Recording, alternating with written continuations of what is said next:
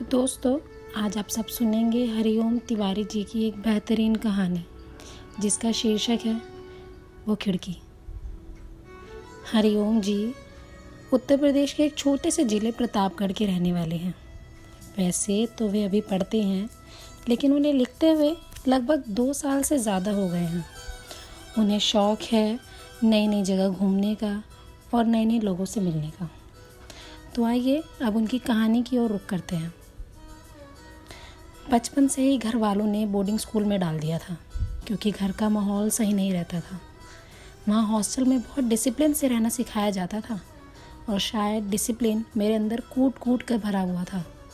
10 साल बाद boarding school से घर आया था।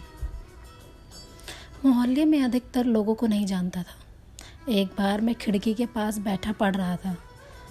तुम भी अपनी खिड़की के पास अपने बालों को कंघी करने आई थी। तुम्हें तो मैं जानता नहीं था और ना ही मुझे इतनी तीव्र इच्छा हुई भी थी तुम्हें जानने की। मेरी रोज़ की आदत थी खिड़की के पास बैठकर पढ़ने की, और उतने ही समय तुम भी आती थी अपने बालों में कंघी करने।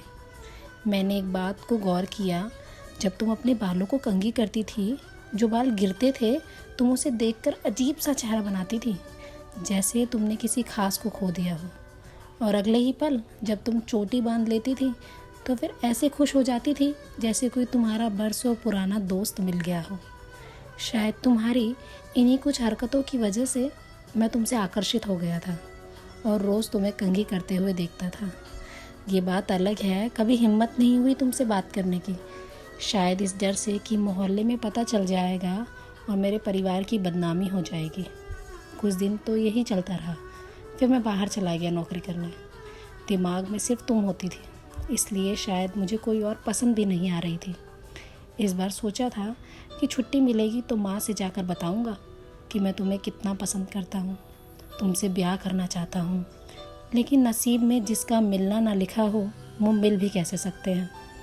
फिर एक दिन माँ का फ़ोन आया कि अपने सामने जो अनिका रहती थी उसकी शादी तय हो गई है और उनके पिताजी ने कहा है कि तुम्हें ज़रूर आना है। फिर माँ ने हालचाल पूछा और फ़ोन काट दिया। मैं सब सुन रहा था, हैरान हो चुका था, समझ ही नहीं आ रहा था किससे दोष दूँ। लेकिन इस बार खुश होने की वजह भी थी और उदास होने की भी। खुश इसलिए कि उसका नाम पता चल गया था, अनिका, और उदास इसलिए कि वो अब किसी और के घर जा रही थी। दोस्तों, अभी आप सब सुन रहे थे हरिओम तिवारी जी की एक कहानी जिसका शीर्षक था वो खिड़की।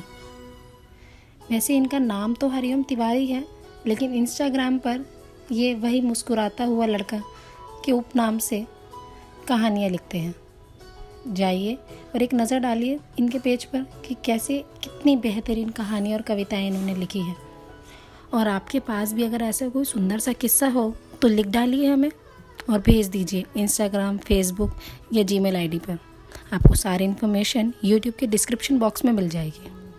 अब मैं आप सबसे अलविदा लेती हूँ और स्वस्थ रहिए, सुरक्षित रहिए और लिखते रहिए। हमारे साथ आपका प्यार यूं ही बना रहे।